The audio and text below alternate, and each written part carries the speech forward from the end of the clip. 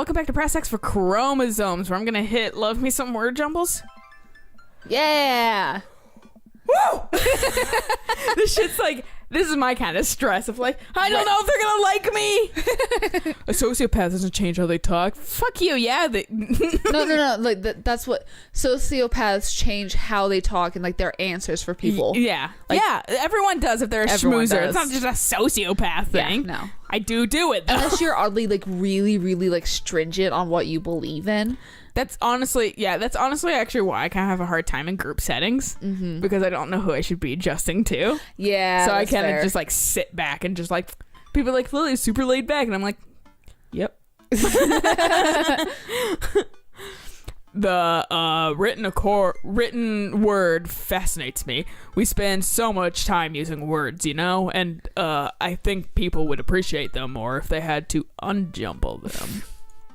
I love fucking Sketchy Dad so much. It's poetic, really. Oh, so you're a writer. In a sense. I like how that's what word jumble turned into.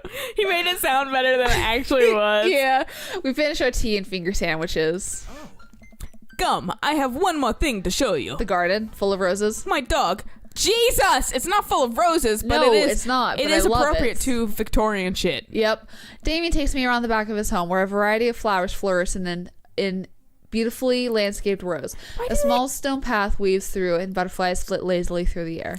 Why do they have fucking like the biggest houses, the hugest yards? Like, where the fuck do we here live? In a goddamn cul-de-sac. Yeah, what kind of fucking is this? Like a fucking mile circle? To be fair, when I was talking to like one of my coworkers who has come up here from like he came up here from Arizona, he's like, Washington has really, really cramped homes.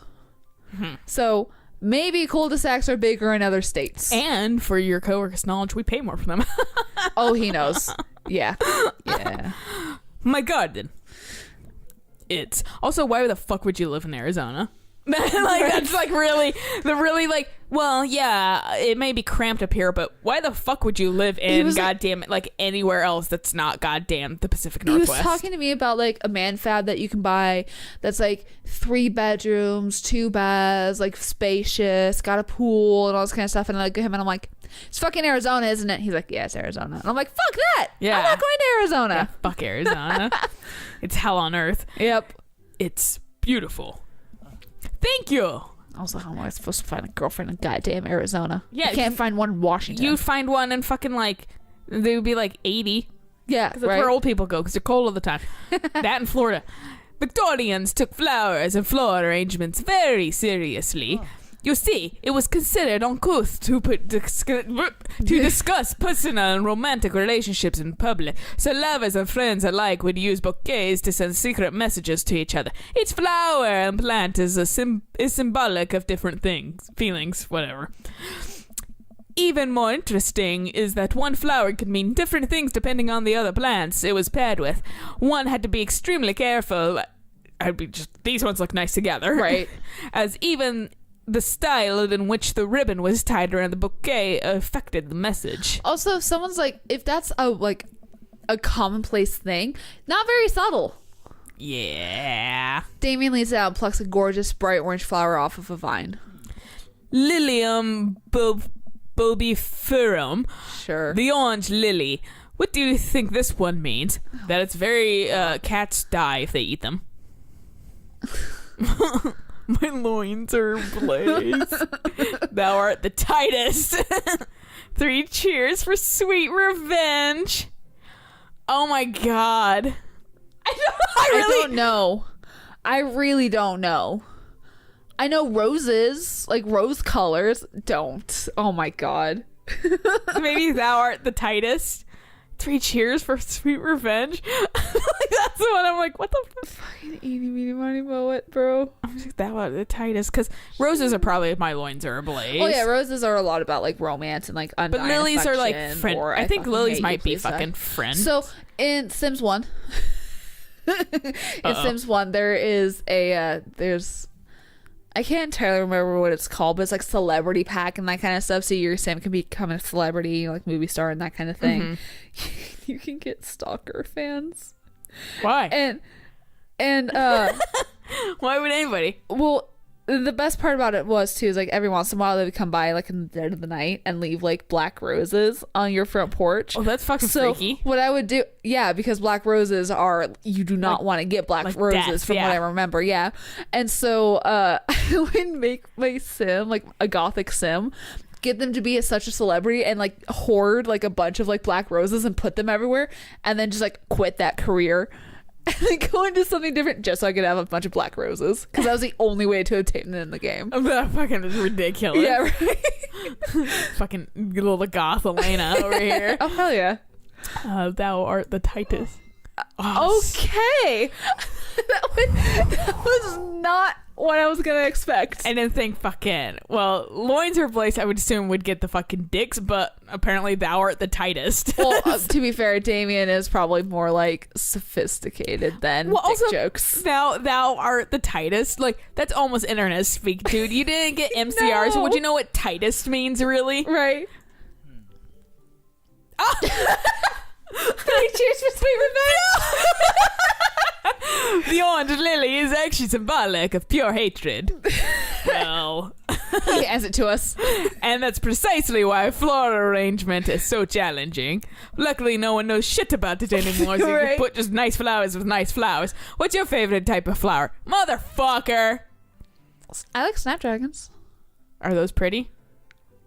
Or do you like it just because that's dragon is in the name? If we had the fucking face cam, you'd have seen the guilty smile that Alayna produced. I was thinking about honeysuckle, because honeysuckle's pretty too. Honeysuckle's pretty too. Now we're looking up flowers in the middle of an episode. Here we go. I actually have to say flower because apparently Snapdragon is a type of processor. These guys, they're a family of foxgloves. Those are pretty. Yeah, and I love Dude, foxglove. that one has skulls above it. Perfect. Snapdragons. Okay, that must have been the neutral answer. You didn't give a fuck about them. Oh, okay. Because they're cute, and you can do that thing where you squeeze them so it looks like they're talking. Albert. What a lovely choice. Oh, he did like okay. it. Because cute. I mean, because we called them cute. I'll have to remember that when I put together a bouquet for you. Uh-oh. He would put together a bouquet for me. No one's ever given me a bouquet before. Me too. I follow Damien. Aww. That's actually one of the things I'm like, I wouldn't mind receiving flowers. I like flowers as much as they make me sneeze and they die immediately, but it's nice. You are the first person who has given me a bouquet for my birthday. Yes, because you also like explicitly said that you wanted a bouquet, or you had like offhandedly mentioned flowers. Yeah, flowers. I offhandedly mentioned I wouldn't mind getting flowers. Yeah, so that's why I was like, yeah, fucking sweet flower arrangement. I mean, I've been given like potted plants before, but that was like the first time I ever got like flowers. Yeah, flowers are nice to receive. Yeah, and then they die, and you don't have to keep them the fuck around. Right. You're like, sweet. Or you can press the petals and all that kind of stuff. But yeah, fuck that shit. I had no idea how to do that. The one time I tried doing that, it ended badly. I followed Damien down the footpath and admired more of his beautiful flowers. Suddenly, a phone rings. Beep boop. Oh, Albert, will you excuse me? Hang on, is there actual ringing? No, I thought there was actual ringing. I'm gonna stake this. Ring a ding ding. He pulls a cell phone out of his pocket. I'm a little surprised it's not a rotary phone. Like a mobile rotary phone, that'd be awesome. Yeah, it would be. Go for it. Damien smiles and walks back to the house. I take a deep breath and enjoy the heavily perfumed air. What a lovely yard. This makes me wish I'd put a little more effort into the garden Amanda and I tried to start one time. Our watermelons grew to the size of cherry tomatoes and immediately died. I heard watermelons are actually really tough to grow. Oh, really? Yeah. Oh, hey, a gargoyle. Oh, no, I knocked over the gargoyle. Dude, you're the clumsiest dad. Fix that garg! Start. Oh my god. You're timed. Holy shit. No? Okay. Yes. Yes. No? What? That's not the front. There we go. I had to flip it over. Oh. Fuck. Oh, come on. This is so fucking... I hate these because they're so fucking precise. Oh, I have to flip it over once more. Okay. I think. Yes. Oh, okay. Okay, fuck. Where's my fucking mouse? There it is. Okay. No. Other way? I hate this.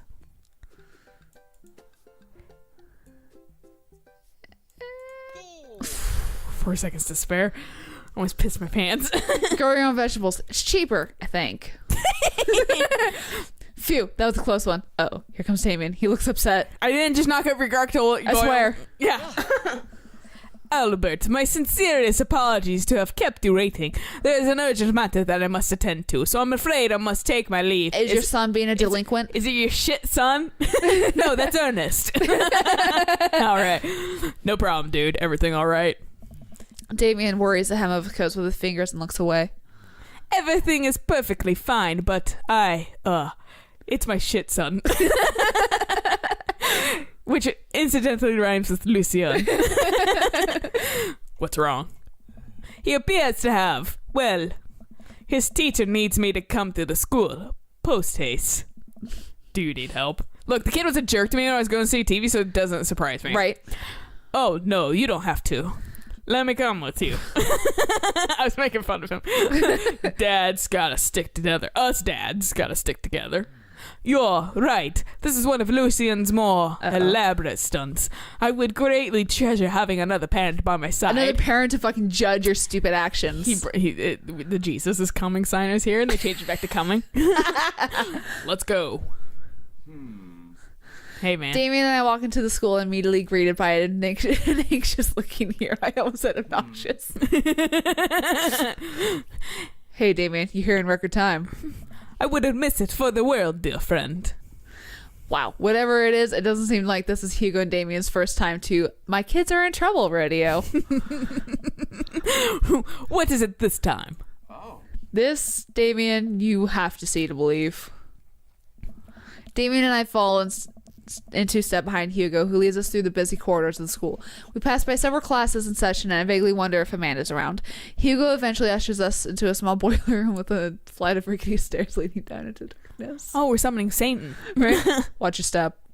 I can hear faint voices drifting up from the basement. They don't sound happy. As I'm led into the depths of the school, I recall the antics I got into as an angsty middle schooler. At least I had enough sense to stay out of creepy basements. Not with Joseph. Oh, Ernest is here! We find another teacher in a boiler room tucked away in the back of the basement. With him are Lucien and Ernest, Hugo's son.